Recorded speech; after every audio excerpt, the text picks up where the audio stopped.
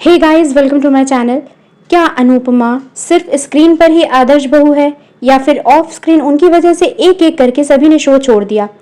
क्या वाकई रूपाली गांगुली ने अपने पति की पहली पत्नी की ज्वेलरी चुराई थी? और क्या सच में उनका अफेयर तब से चल रहा था जब उनके पति किसी और के पति थे? तो आज हम बात करेंगे अनुपमा फेम रूपाली गांगुली की असल जिंदगी की उन सच्चाइयों की जिनसे शायद आप अभी तक अनजान थे। तो गाइस देखिए, रूपाली गांगुली को आप सभी अनुपमा के रूप से जानते हैं, लेकिन इंडस्ट्री में वो कोई नया नाम नहीं है। उनके पिता जो हैं वो सुनील गांगुली बंगाली फिल्मों के जाने माने डायरेक्टर थे और रूपाली ने सिर्फ 7 साल की उम्र में ही एक्टिंग शुरू कर दी थी, और एक बंगाली फिल्म शाहिद से। तो 2002 में संजीवनी नाम के मेडिकल ड्रामा में डॉक्टर की भूमिका निभाकर उन्होंने हिंदी सीरियल्स में एंट्री की।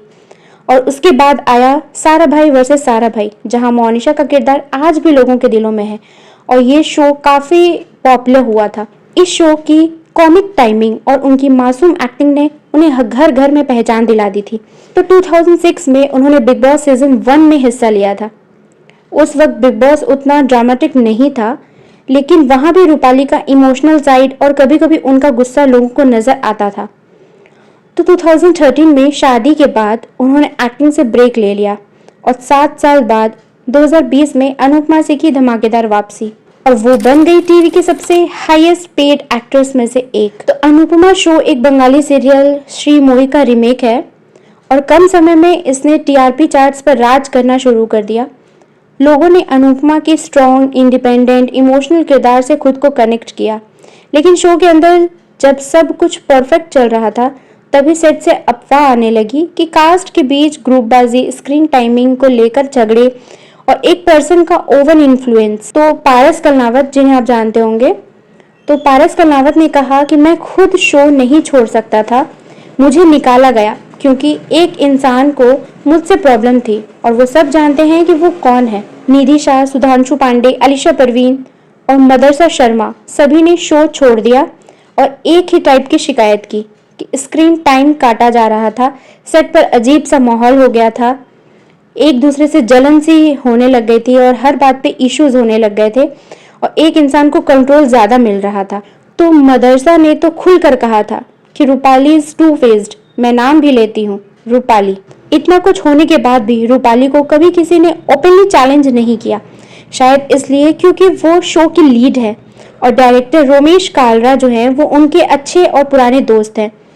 अब शो में अनुपमा का ज्यादा स्क्रीन टाइम मिलना नॉर्मल सा हो गया था, लेकिन बाकियों को पूरी तरह साइडलाइन कर देना मेरे हिसाब से तो ये बिल्कुल सही नहीं था। कई एक्टर्स का कहना तो ये था कि हम 14-15 घंटे शूट करते हैं लेकिन फाइनल एपिसोड में 2 मिनट भी नहीं दिखते। तो रूपाली गांगुली की पर्सनल लाइफ जो है बहुत ही ज्यादा कंट्रोवर्शियल रही है। तो 2013 में उन्होंने अश्विन वर्मा से शादी की, जो कि उनसे बहुत बड़े हैं, लेकिन ये अश्विन की तीसरी शादी थी। लेकिन उनकी दूसरी शादी से एक बेटी है, ईशा वर्मा।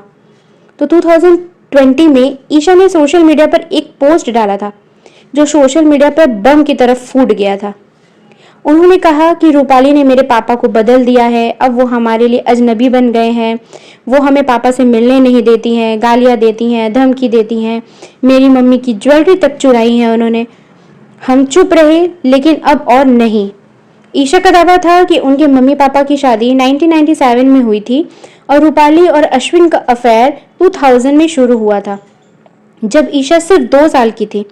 रूपाली हमारे घर आती थी और पेरेंट्स के रूम में ही रहती थी। पापा हमसे छुप छुप के उन्हें मिलने जाते थे। सोशल मीडिया पर लोगों का रिएक्शन भी 2 हिस्सों में बढ़ गया था। कुछ लोग बोल रहे थे कि ये लड़की बस पब्लिसिटी लेना चाहती है, जबकि कुछ लोगों ने कहा कि अगर ये सच है तो अनुपमा असल जिंदगी में रावण है।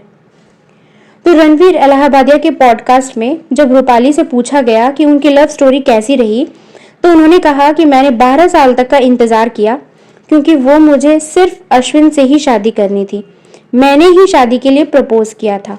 अब सवाल ये उठता है कि जब आपको पता था कि वो शादीशुदा हैं, उनकी एक छोटी बच्ची है, तो क्या उस रिश्ते को इतना आगे बढ़ाना सही था? रूपाली की ये बात कि it was mean to be सुनने में रोमांटिक लग सकती है, पर ईशा की आंखों से देखें तो ये किसी की माँ और बच्ची से उसका परिवार छीनने जैसी कहानी सी लगती है।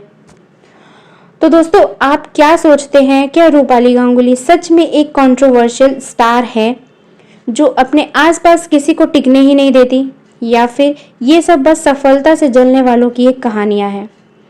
और एक औरत जिसे टीवी के अनुपमा कहा जाता है, क्या वो असल जिंदगी में भी उतनी ही आदर्श है? तो दोस्तों, कमेंट्स में ज़रूर बताइएगा आपकी राय। तो वीडियो अच्छा लगा हो तो वीडियो को लाइक, शेयर और सब्सक्राइब करना ना भूलें। मिलते हैं नेक्स्ट वीडियो में एक और अनसुनी कहानी के साथ। तब तक के लिए बाय बाय।